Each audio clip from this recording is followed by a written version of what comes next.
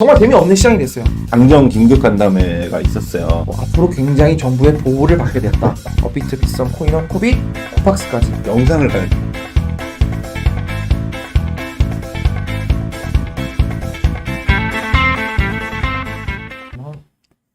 네, 안녕하십니까. 다시 돌아왔습니다. 저희 생방송 시간이고요. 네, 오늘은 옆에 처음 보는 분이 계실 텐데, 아무튼 일단은 이제 인사부터 하고 시작하겠습니다. 안녕하십니까. 저희는 개코 돈 냄새 맡는 기자들의 저는 개코 고인물이고요. 여기는 오늘 초대 손님이십니다. 누구시죠? 이수호라고 합니다. 반갑습니다. 네, 우리 베이비가 여러분 다 아시죠? 지금 저희 컨센서스 2022 거기 출장을 갔다가 아직 한국에 못 왔어요. 지금 막 도착했을 거예요. 막 인천공에 도착해서 여기까지 오려면 시간이 많이 걸리고 해서 오늘은 생방송에서 좀 빠지게 됐고요. 대신에 현장에서 지금 영상을 많이 찍어서 갖고 왔거든요. 그래서 아마 지금 저희 채널 보시면 플레이데 부스라든지 클레이튼 부스 얘기 아니면 뒷얘기들 그런 것들을 다 올려놨으니까 소식들 보고 싶으신 분들은 거기 가서 보시면 되고, 취재 후기는 아마 곧 다음 주 생방송이 나올 때 좀 얘기하면 좋을 것 같아요. 네. 그래서 오늘 초대 손님으로 이제 이수호님을 모셨고, 이수호님은 저희 테크엠에서 이제 전천후 기자로 활동하고 계시고, 코인 쪽도 오랫동안 취재했기 때문에 좋은 얘기를 좀 많이 해주실 수 있을 거라고 생각해서 오늘 모셨습니다. 네. 그래서 오늘 주제는 여러분들 이슈가 좀 많았잖아요. 커인서스도 있었고, 좀 있으면 위믹스 3.0 발표도 있고, 이것저것 또 오늘 또 사실은 또 시대의 폭락장이 나와서 사실 좀 이것저것 하고 싶은 게 많았는데, 그보다도 사실은 오늘 또 업계에서 되게 중요했던 당정 긴급 간담회가 있었어요. 당국이랑 거래소, 업비트, 빗썸, 코인원, 코빗, 코팍스까지 이렇게 5대 거래소 관계자들이 모여서 루나 사태 이후에 어떻게 좀 규제를 할 것인가 이런 얘기들을 좀 했거든요. 거기는 이제 현장을 이제 우리 이소님이 취재를 갔다 오셔가지고 현장에서 어떤 얘기가 있었고 분위기가 어떻고, 그러면 과연 게임 코인에는 어떻게 영향을 미칠 것인가 이런 얘기들을 좀 나눠서 해보는 게 어떨까 싶어서 이렇게 준비를 했습니다. 네. 게임 코인들 규제 대상 당국 거래소 긴급 간담회 열었다를 주제로 한번 얘기를 한번 해보시죠. 갔다 오신 우리 이소님이 보시기에는 현장 분위기는 어땠나요? 네. 지금 벌써 저희 유튜브에 16명이 볼 정도로 네. 굉장히 뜨거운데요. 오늘 현장의 반응도 굉장히 뜨거웠습니다. 일단 오늘 토론회가 처음 열린 건 아니고요.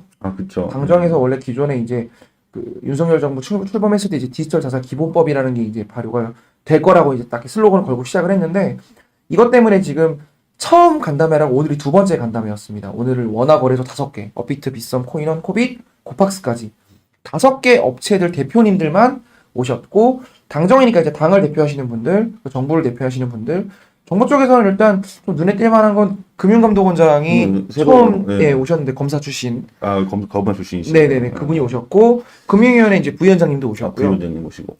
그러니까 규제당국의 양대 수장이 다 오셨다라는 게 일단 제일 핵심 포인트였던 것 같은데, 일단 오늘 토론회 전에 이미 얘기가 됐던 것 같아요.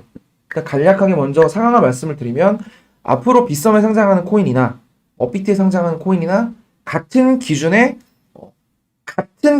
충족하는 코인들만 상장하게 될 거고, 어떤 코인을 상장 폐지했을 때 업비트가 상장 폐지를 했는데 빗썸에는 남아있는 그런 일은 없을 겁니다. 그러니까 상장과 상폐의 기준을 함께 가져가겠다.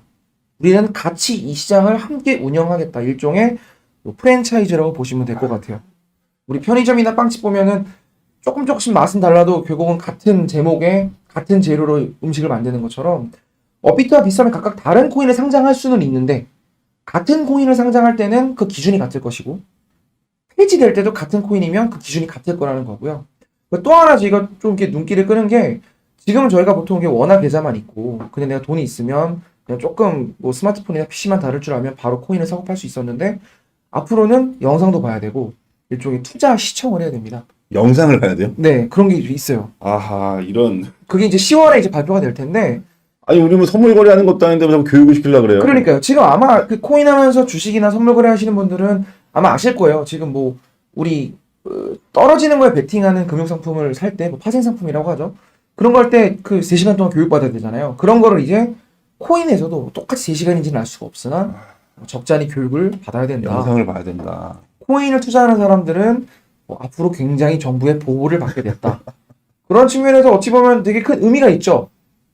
네, 그런 오늘 그런 좀 이슈가 있었고요. 그러면 자, 상장하는 코인들이 똑같아진다는 거예요? 업비트랑 빗썸이 같은 코인을 같이 상장하는 건가요? 그러니까 이게 되게 애매한 게 정부가 바라는 건 한국 거래소의 5개 지점인 것 같아요. 아, 이해하셨죠? 그러니까 한국 거래소라는 건 지금 정부가 운영을 하는 건데 지금 뭐 코스닥 뭐 이런 그렇죠. 것처럼 한국 거래소가 5개 지점으로 나눠서 그 증권사 같은 역할을 부여하는 거죠. 어찌 보면. 그러니까 증권사 같은 경우도 각각 이 이용자를 확보하기 위해서 다양한 뭐 일본 리테일 상품들도 있을 것이고 뭐 기업들을 유치하기 위한 다양한 기업용 상품도 있을 것이고 뭐 IPO 할 때 어떤 회사가 먼저 IPO 하도록 증권사가 섭외하는 경우도 있고 그 영업 전략에 따라 다른데 그렇기 때문에 코인 거래소도 아마 특정 코인을 업어오기 위해서 각각 하고 있는 영업 마케팅을 그대로 할 거예요. 그런데 업비트를 했을 때 빗썸이나 코인원이 그 똑같은 코인을 상장하고 싶어도 사실은 이게 좀 암암리에 그런 게 있었던 것 같아요. 과거에는 후발주자 코인 거래소들이 조금 더 웃돈을 얹어서 마케팅을 해준다든지 아니면 에어드랍을 더 많이 해준다. 그렇죠. 마케팅으로 좀 더 힘을 실어주기 위해서 발행사에게 더 적극적으로 러브콜을 한다든지 그런 것들이 있었는데 업비트에서 이 거래소에 상장을 했다. 그러면 후발주자들이 사실은 이거를 뺏기가 되게 어렵죠. 할 수 있는 카드가 많지 않을 거예요. 왜냐하면 상장하는 과정도 앞으로는 정부 당국이 직접 들여다본다고 했고요. 또 오늘 말했던 것 중에 좀 또 의미 있던 것 중에 하나는 금융감독원이나 금융위원회가 앞으로 특정 코인이나 또는 특정 거래소가 우리가 봤을 때 조금 유의미한 거래량이 나오거나 또는 유의미한 거래량이 안 나오거나 갑자기 좀 이상한 행태가 눈에 띄면 바로 상시 감사를 하겠다고 합니다. 뭐 영화 작전이라는 영화 보시면 아마 보셨을 거예요. 거기도 이제 주식 거래에 대한 내용인데 어디서 갑자기 막 거래량이 폭증을 하면 그 모니터 여러 개 띄워놓은 공무원들이 그걸 보면서 저거 뭐지? 저거 뭐지? 이런단 말이죠. 주식 시장만 그랬는데 이제는 코인 거래 시장도 그런다라는 겁니다. 네. 이상 거래를 감지하겠다는 거네. 네, 맞습니다. 그렇게 지금 따지고 보면 그럼 제일 궁금한 건 사실은 그건데요. 그러면 지금 생각해 보면 마블엑스가 그렇죠. 마블엑스도 그렇고 위믹스도 그렇고 여러분. 위믹스는 지금 업비트에는 상장돼 있지만 빗썸에 상장 안 돼 있잖아요. 그렇죠. 아닌가 다 돼 있나?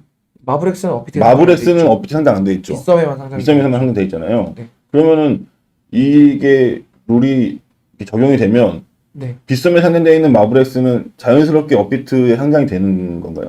빗썸에서 상장한 기준이 있고 그러니까 빗썸이랑 계약을 한 기준이 있다면 업비트랑 마블엑스 운영사인 넷마블이 둘 다 그게 서로가 합의가 되면 뭐 상장도 할 수 있겠죠. 근데 그것도 업비트의 결정과 또 넷마블의 영업 전략이 각각 다를 거기 때문에 뭐 저희가 단언하기는 어려우나 분명한 건 과거에 어떤 코인이 어떤 거래소를 상장할 때 되게 물밑에서 많은 얘기가 있었잖아요.